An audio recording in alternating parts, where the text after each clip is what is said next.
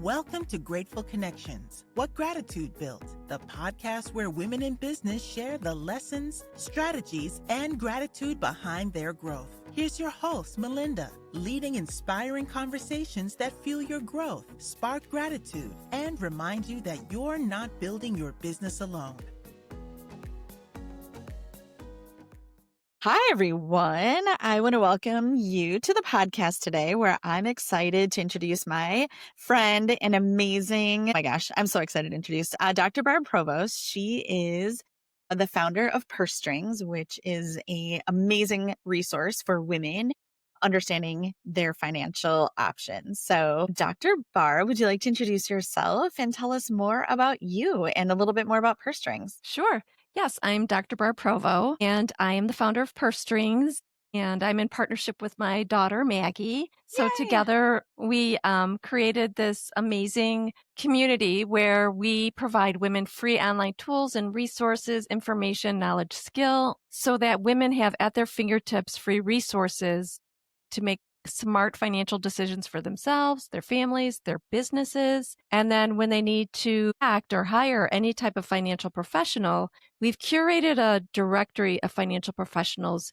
who serve the female market. It's kind of a boutique directory because we don't take all comers. We really vet everybody that comes to us. We want to make sure that they really have a solid understanding of the women's market, that they lead with education. They're not just there to push a product and move on, and that they're going to be in the industry for a while. So they're not part-time or they're not a year out from retirement or something like that, because we want women to build relationship with their financial professionals as well for the long term. Yeah. So in addition to just financial planners, what other resources are on the site? Well, think of anyone who touches a financial transaction. So attorneys, lenders, realtors, like P&C agents, anyone you'd buy your auto insurance or health insurance from, health insurance agents.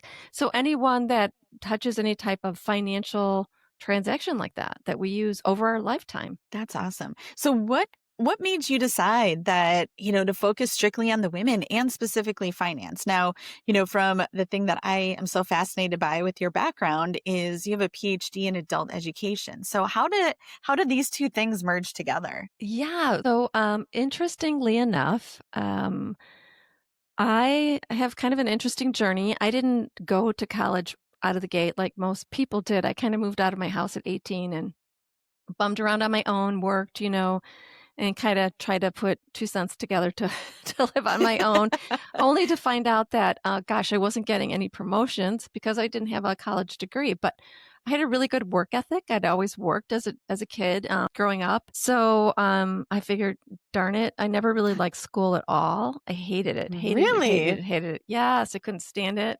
I couldn't wait to get out of high school. It was terrible. So I thought, I'm going to have to go to school now and get a degree if I want to make some money, because I was on my own and I couldn't get promotion or anything. And I knew I could do the jobs. I went to a junior college and I thought, well, I'll get my AA, your 2 years. So Yeah. I went to Oakton College and I didn't have a car, so I had to walk there, take the bus, and I, at night, got my studies done. And it was interesting because I finally then did buy a car, and I realized, gosh, I was actually working during the day. I was waitressing also at night, and then I was taking 3 courses, and I was getting straight A's. And I thought, surprise, this isn't so hard. This isn't that hard. So I thought, wow, I got straight A. I never did that before in high school, So I think it was because I was actually able to choose what I wanted to study and kind of was on my own to learn differently, to really kind of ask good questions and challenge the facilitator. And I went to Catholic school, so I think so much of that was rote routine kind of in a box.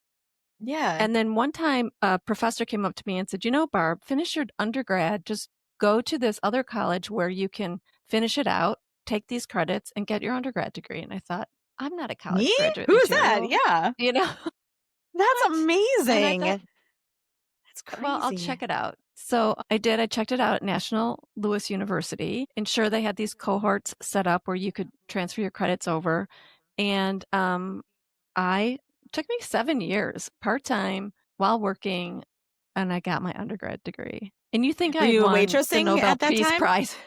Yeah. Right? I mean, that's a big, it's hard to stay motivated for that long. while Well, you're you know doing what? little by little, right? Yeah, but I felt like I had to do it. I mean, I was living on my own. I had bills to pay, and I had to pay for school. So I was busy. That's all I did was go to school, work, go to school, work. So Yeah. I was really proud of myself for getting my undergraduate degree. And I thought, "Ugh, I did it. I'm done." And then I realized that National Louis also had another program where you could get your master's. So I went ahead and thought, I'm kind of in this routine. So I got Sure. into that, and I got my master's in business. And then I thought, I could teach this stuff. So I started teaching there.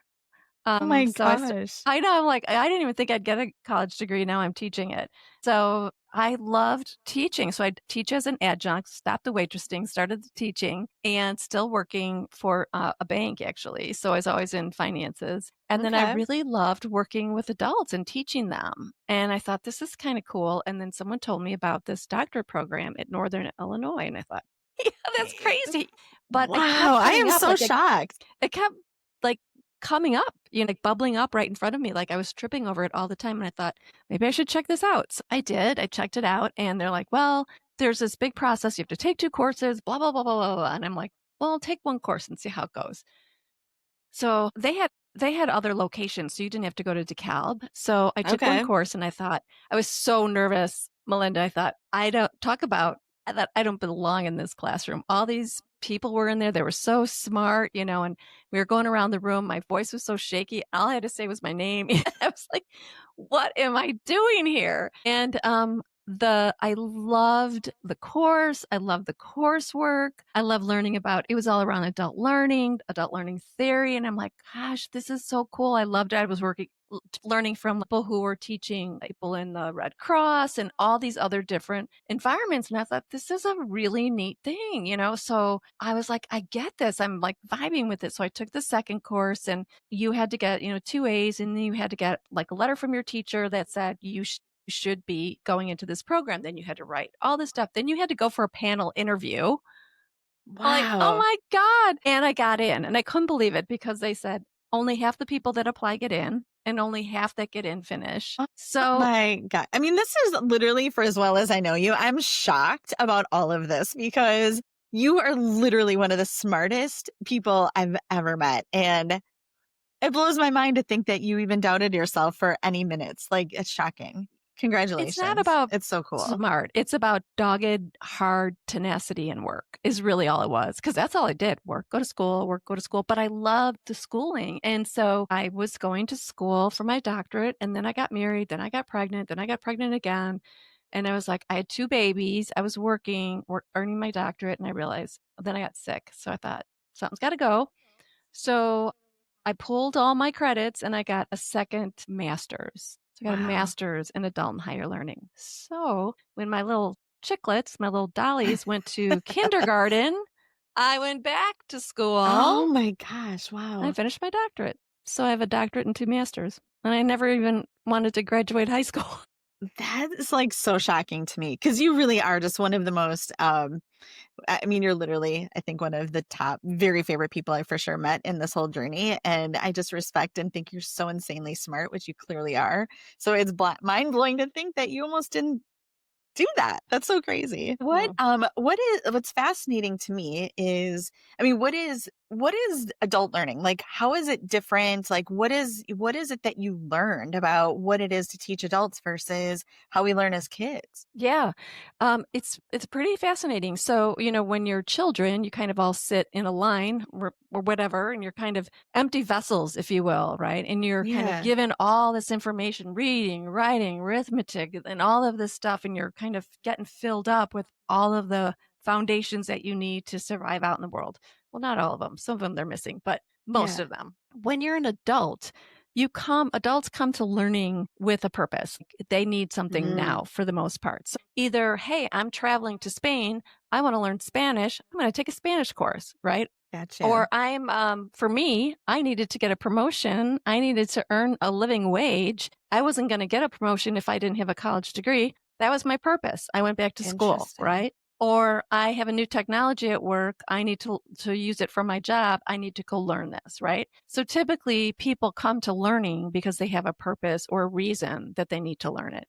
And sometimes Okay. people come to learning out of enjoyment, like if they want to go back and learn about cooking or something like that, right? Yeah. But so when they come to learning, they come with a ton of experience and knowledge and skill already. So you're not going to treat them like a child, like an empty vessel. You're going to treat them like somebody who already comes with a wealth of experience. And really, they participate in the learning in the sense that they're giving a lot of their expertise and what they know as well. They're participating and contributing to the learning.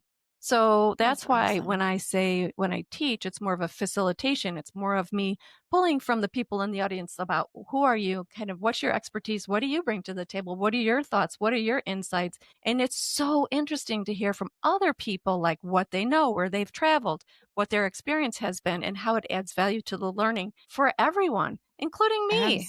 Right. Well, we never stop learning. So when you surround yourself by amazing people with amazing backgrounds, like we're all so different. It's such a great perspective. I love that. And Yeah. as you go ahead. Well, and you might be the expert in the way, but really the expertise is pulling the knowledge and the skill together from everyone at the table and making the learning an enjoyable um, event, if you will, that we're all learning from one another. We're feeling respected. We're feeling part of it.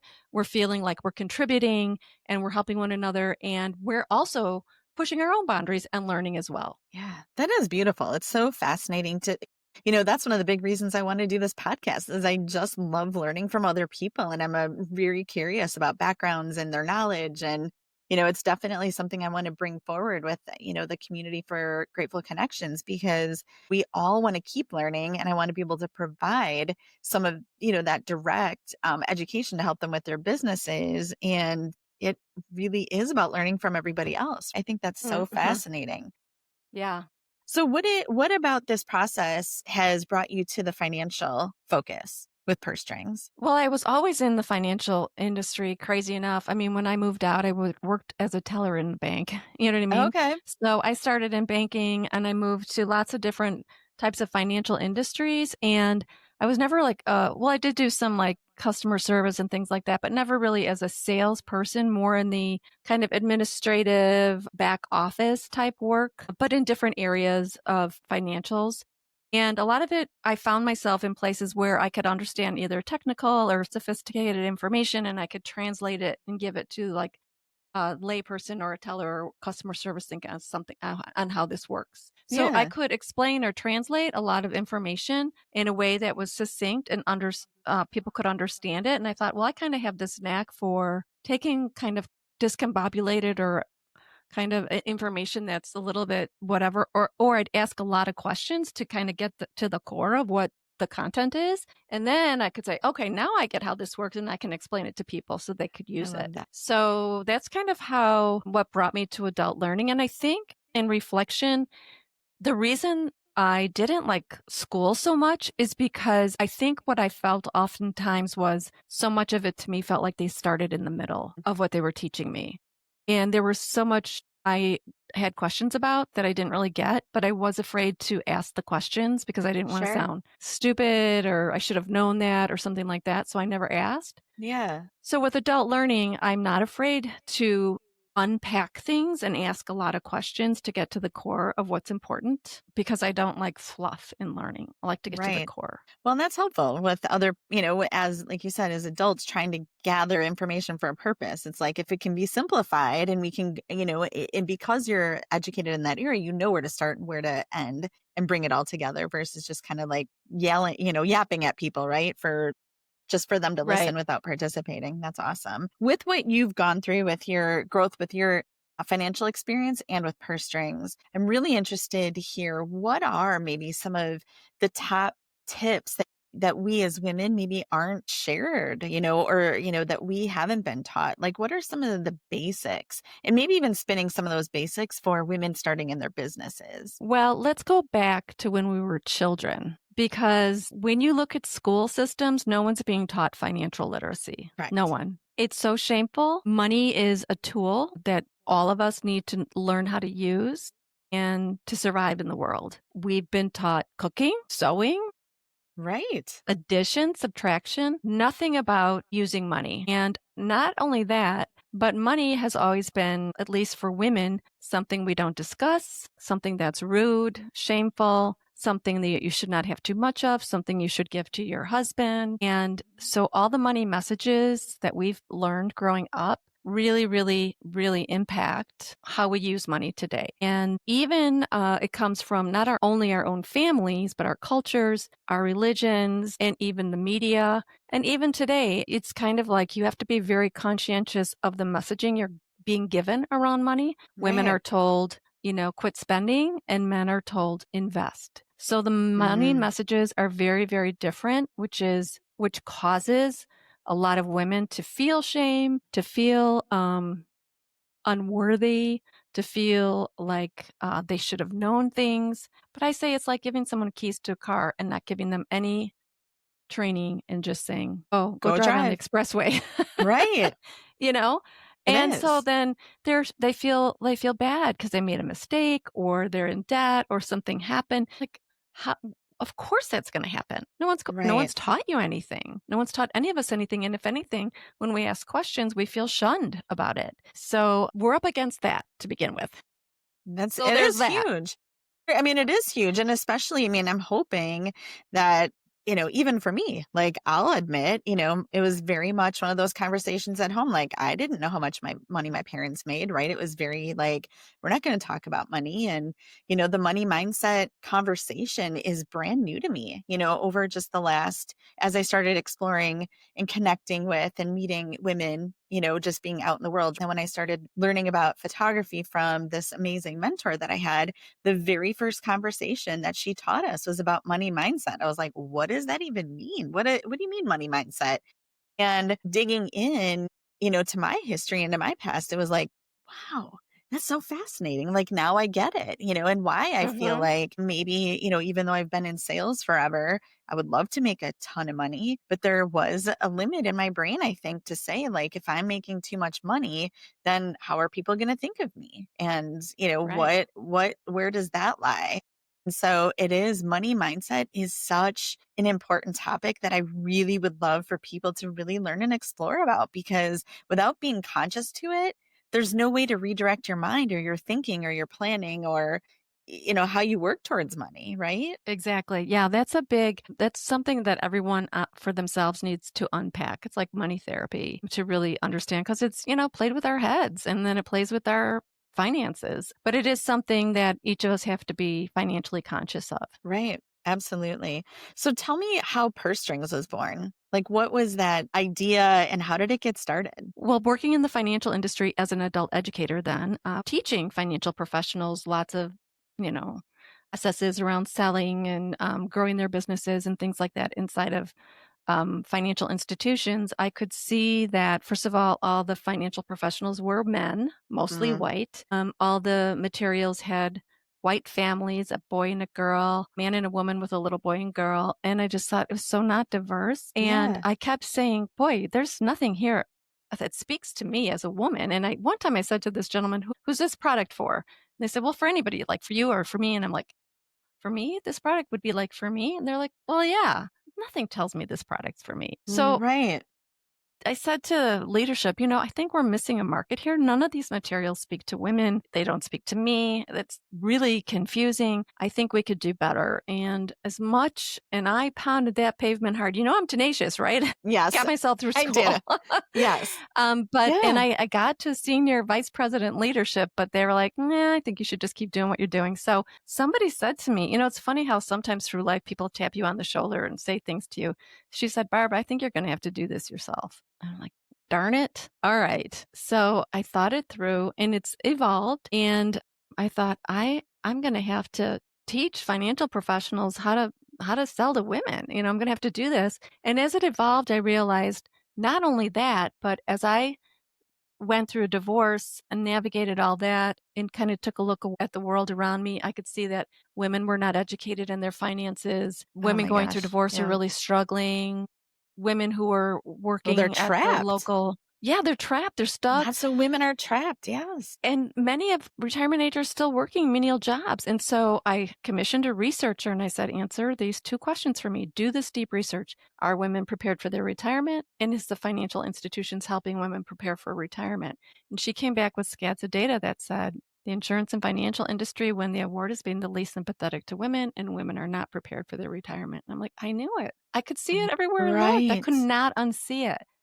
So I thought that's when I grabbed Maggie. She was a senior in high school. And I said, let's go talk to women. And I held focus groups in people's homes and libraries, in community centers, even had one facilitated in Spanish to get Hispanic women in there. And I just asked questions about, for the most part, how's your experience working with a financial professional? And, like Maggie said, this is the one statement that started it all, is women would just look around at each other and shrug their shoulders and go, I don't know, my financial professional doesn't even look at me. And so, we just realized that it's just such an overlooked market. But I would tell women, look, you're going to be aging solo. You're going to be by yourself. You're going to be in charge of your finances due to widowhood, divorce, aging solo, living longer.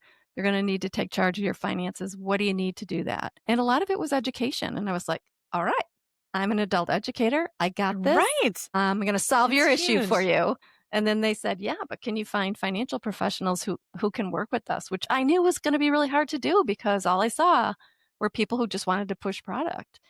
So that's why I say Purse Strings is kind of a boutique directory, because we're looking for specific people who really understand women and really want to work with women and put the Purse Strings logo behind them. And so that's what it's kind of like an Angie's List of financial professionals for women. So everyone on our list has been vetted by us, and then we give you free education. It's all free for women to use all of our education, to use the directory. And of course, they would just pay professionals who they hire, just like they would pay any professional. Right.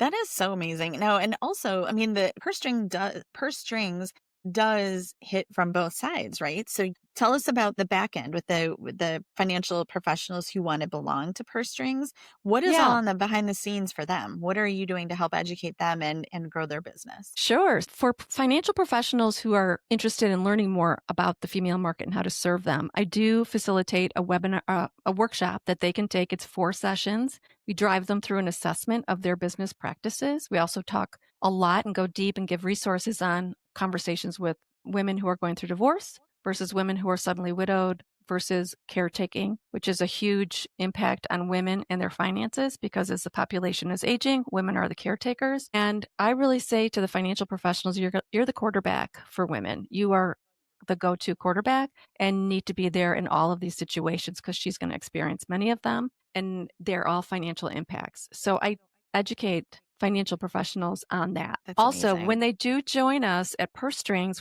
we promote them out to our communities of women in lots and lots and lots of ways, so that women say now, okay, I have tools and resources at my fingertips. Now I have trusted, vetted financial professionals that have been vetted and educated by Purse Strings. I know they're a trusted resource. That is fascinating. That's amazing. I mean, it definitely is combining, the both of the worlds together.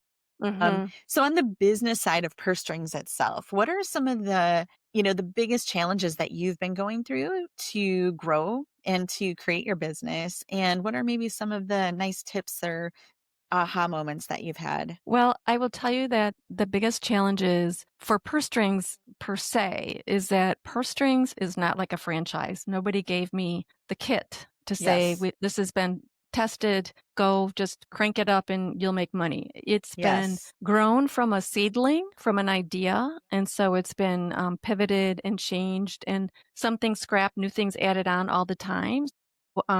It's been evolving over the years, and it's a woman's work in a man's world.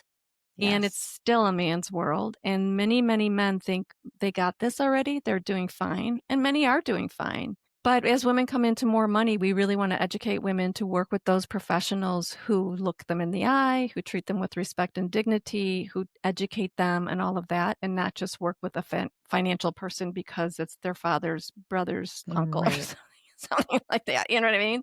Absolutely. But it's their financial future. You have to get financially naked with these people, and it's got to be somebody you trust. So that's one. The other one, and I think for businesses, is sales, right? I'm an educator. I'm not a salesperson, passionate about what I do. I know when I talk to people. I'm a firm believer. I'm well priced, but it's just getting out and talking to enough people because I know that marketing and sales is expensive. Very, very, Yeah. very, very, very expensive. And I'm in a big, big market with lots of big players who have a lot of deep pockets, and that's not me. So the other thing Right. is, VC funding doesn't go to women. VC funding goes to men. Venture capitalist funding, less than 3% goes to women, and less than half of that go to women of color. So you're just spinning your wheels if you think you're going to get out there and pitch. And I don't have time for that because I'm trying to consistently be here, build, grow, build, grow.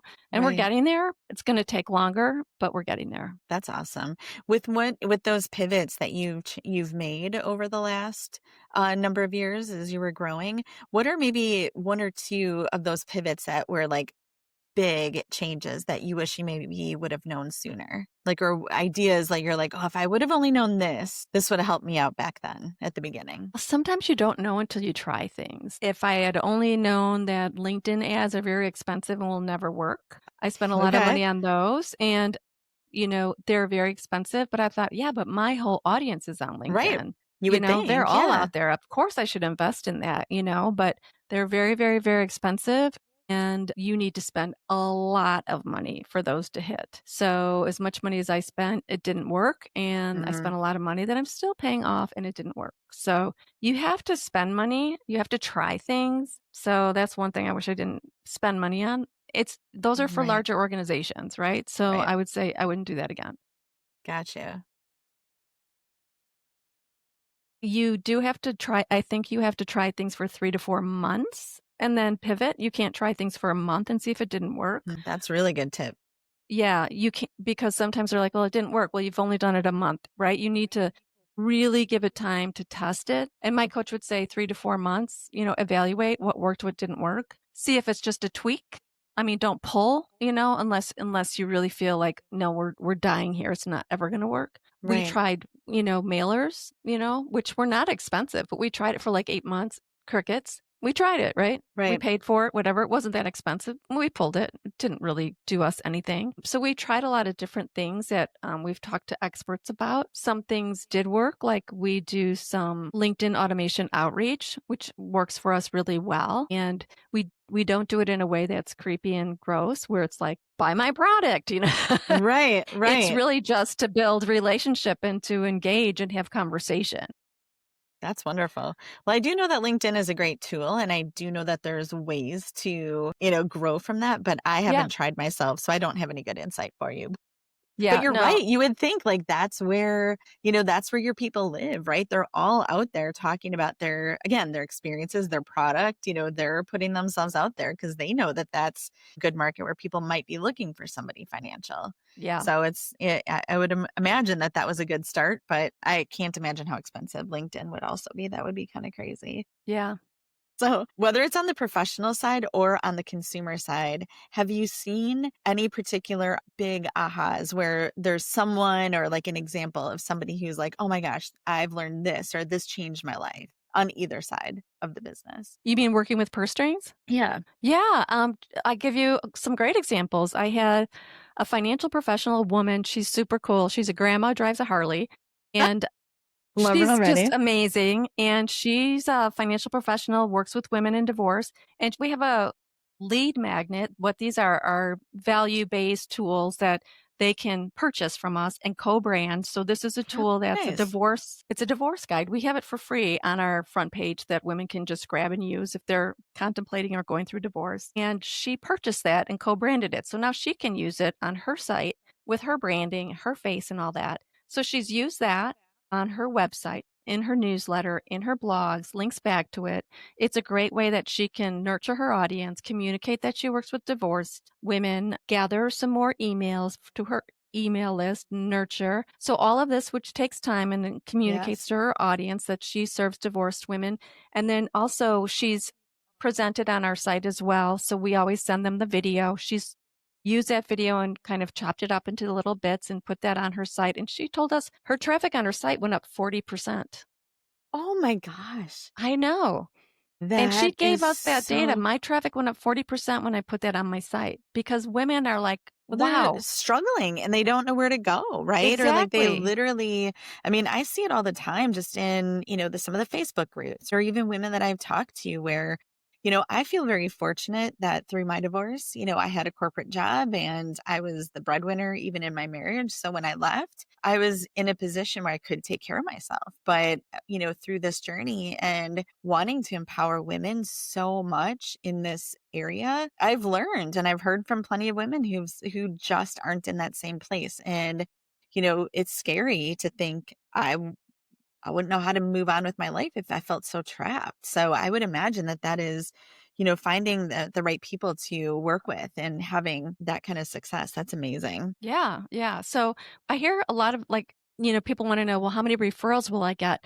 Well, it's not a referral lead source in that way where you buy referrals. We let women rule. So the women who come Mm, can look through the directory and they make the selection on who they want to just click and link out to and make an appointment with. That's why we promote out our professionals so much to the communities of women.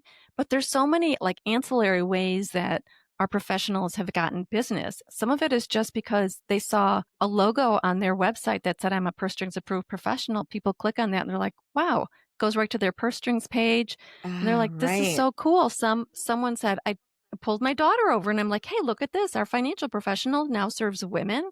This is really neat. And he was showing his daughter that. So it just has so many other rippling effects that I never even thought about that are really Yeah, powerful. because it's right, because it isn't just a referral source, like you said, just because I've used them and they're so and so, so and so and so and so's contact, but that there is someone focused on educating women who's actually vetted them, interviewed them, talked with them, and made sure that they're the right, professional that's safe to use. So I think that's amazing. Hello.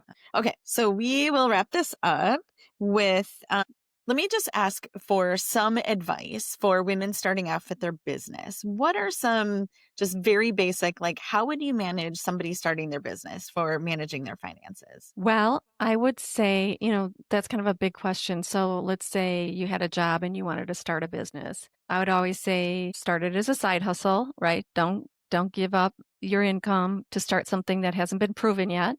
Right. And prove it a little bit, right? Test it out, test the waters, because you're going to test things and pivot. A lot of times we think, this is the greatest thing. Everybody's going to want this. And you'll be shocked that the answer is nobody wants it. Right. Somebody said to me, you have to create something that women would crawl over broken glass to get. And it's not always something that you think that because you have the greatest thing, people will do that. You really have to test it. And that's a I love hard that. thing to say because we all think, oh, I have the best idea or whatever. You really, really, really have to test it. You have to Right. have very thick skin and be open to feedback, whether you like it or not, and have a Right. trusted community around you that's going to give you good feedback and sometimes the hard talk, but also the good congratulations and high fives.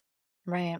And then just keep testing until you're making some income before you move your job or move off your day job if that's what your goal is. The other thing is also getting all of your finances in order, no commingling, making sure you understand how to set up your business. And if you really want to make it, full time, you have to start on the right foot with good foundations around setting it up, getting your finances in order, getting a bookkeeper and things like that. Nice. If you could wave a magic wand and it would just like solve a problem or the biggest problem for women in business, what would that magic wand trick be for you? I wish that every woman in business had a magic fairy that they could talk to or lean on when they had a question that they were struggling with and needed answers for. Yeah. Because you're going to find, especially if you're a solopreneur, that so often we are stuck having to make decisions that we make, but sometimes we're like, oh, I'm just not sure which way to go. And like we ask our partner, or we ask a friend, or we Right. ask somebody else, and they're like, they try to do the best they can, but they don't really know. And then you try to find other entrepreneurs, but they're not really in the same business you have. They might be doing Right. something totally different and they don't really get it, right? So sometimes I just so often wish, God, And I'm so fortunate because I have Maggie and we get it because we're in the same business Yeah. together and we can bounce it off each other. But if everyone had a magic fairy or someone they could talk through, and maybe it's just a really good business coach that's affordable that they could, if they didn't Right. have to pay because, dollars are, there's fabulous coaches out there, but they're so expensive sometimes and it's hard Yep. to really make the money stretch. But I would say if everyone could have a magic business fairy that they could help them make good decisions, that would be All right. fabulous. I would love to create. I wish I could create that as well because that would be pretty amazing. That'd be a good business, Um, magic business fairy. Yeah. Okay. Well, that would be a very good one for us. Fortunately, it's a little bit of a stretch, but um, I think that's really it that I wanted to learn from you. Any other tips on business strategies at all, or we can just wrap up with you sharing how to find you on Purse Strings. Yeah, I would just say for women in general, as I always say, whether business or personal, know your numbers. Don't be afraid to know your numbers. Rip the Band-Aid off if you have to, but know where your money is, where it's going, access to all of your accounts. Talk with your That's partner huge. on a regular basis about your money. I've just too often have heard of money being hidden, money being stolen. Somebody died, they didn't know where the money was. They don't have access to the account. They don't have access to the husband's cell phone to get information. Don't do that. Don't be that person. Set yourself up for success in the event of any emergency. Be in That's front of huge. it. So business or personal, understand your dollars and cents because that's the foundation of everything. Before you even think about running a business or anything else, you need to really understand your money and where it's going and have full control over any point in time how to access it. That is such great advice because we just hear those really sad stories of women losing everything or not knowing how to move forward. So that is amazing. Barb, I appreciate you on a million levels. First of all, just you being the cheerleader for me and being a sounding board and with your knowledge and experience, your personality, like I love you and adore you so much. And I'm so insanely grateful that you're in my circle and I can't thank you enough for you being you. And I would love for you to share, like, where is Purse Strings? How else can people find you? And do you have anything coming up that is of interest that you want to share? Do I have something coming up in partnership with Grateful Connections? Yes. We We are should talk launching about that. Yeah. fantastic 2 half-day workshop for small women business owners. And this is kind of like your business fairy, right? We're going to have all This the is my experts in the business room. fairy. And this is literally the dream workshop that I've wanted to put together. So there's literally no one on this planet that would be a better partner than you. So yes, I'm excited. Share some more details. Yeah, we're just going to have all the experts in the room walk you through step by step everything you need to do. What you might already be in business 1 year, 2 year, 5 years, 10 years, but you might just still have some hiccups on, am I a solopreneur? Should I be an LLC? What's the difference anyway? Keep getting confused. Or what about my tax documents? Or, should I get a bookkeeper? Do I need a bookkeeper versus a CPA? We're going to have a bookkeeper, an insurance person. We're going to have an attorney, all those experts in the room. You'd pay a lot of money per hour for any one of those people, but we're going to have them all together and we're going to walk you through step by step, take all those concerns off your plate. Your business is going to be tip-top shape by the end of it. You're going to have go-to resources that you can count on to ask your questions. And then you can go grow your business because all your finances and foundations will be in order. And I can't wait to do this because this is what I needed, right? It's what everybody needs. That's what I need. We kind of stumbled over it, right? And tracked down. I didn't know you get something from the state. I have to do what? I have to file what? I have to pay for what? I have to do what? No idea. And it's like, that's because how you don't know what it, you don't know until you stumble. So no, this is literally this is literally the dream workshop that I've been wanting to put together since I conceived this idea of Grateful Connections. And with you being the financial person and an adult educator, I'm so excited. So we'll keep you updated on all the details for that. And then where can we find you? At your website and your email or anywhere else you want to share? Pursestrings.co. So it's not .com, it's .co. When I started pursestrings.com was $85,000 to buy. Nope. Crazy, right? No, thank you. No, thank you. So pursestrings.co. And I'm so excited because we're rolling out a refreshed website at the end of the week. You are? And when we roll it out, you're just going to get up and dance and you'll know why when you see it. Oh, I'm so excited. I know, it's really fun, and it has so many fabulous tools and resources, easy to use, easy to find. So I'm excited about it. So pursestrings.co, vast amount of free tools and resources at your fingertips and access to our directory of vetted financial professionals. Tell your sisters, tell your moms, tell your aunts, tell every woman you know to go to pursestrings.co. Amazing. And you have an awesome podcast. And you also Our have a weekly, podcast. yes. And you also have weekly calls for us women who are just consumers interested in learning more about finance. So share that information as well. Money Talks, 11 o'clock Central Time from 11 to 11:30. Quick hit, one financial professional, one topic. Everyone's welcome to join us live. You can get the link right on our website. You just sign up once, and then we'll just send you updates on what's coming up next. And our podcast just won an award of one of the top 20 females in finance podcasts. I know. And tell us the name of it, because it's a freaking awesome name. It's Women in Money, the shit we don't talk about. I love it. Because we're talking about it. I love it so much. Well, congratulations on that award. That's huge. I know. That is so amazing. I'm so proud of you. And these weekly calls really and truly are very, very informative. And I appreciate that you put them on. So thank you so much, Dr. Barb, for everything. And I'm excited to see where both of our journeys take us. Sounds amazing. If you enjoyed this episode, I would love for you to subscribe so you never miss a conversation. You can find me at gratefulconnections.com, join our private Facebook group, Grateful Connections, and follow me on Instagram at gratefulconnections_co. Sharing is an act of gratitude, so please pass this along to another woman in business who inspires you. We're so grateful you joined us on What Gratitude Built. We grow stronger when we grow together. So stay connected, stay inspired, and let gratitude lead the way in your business and your life.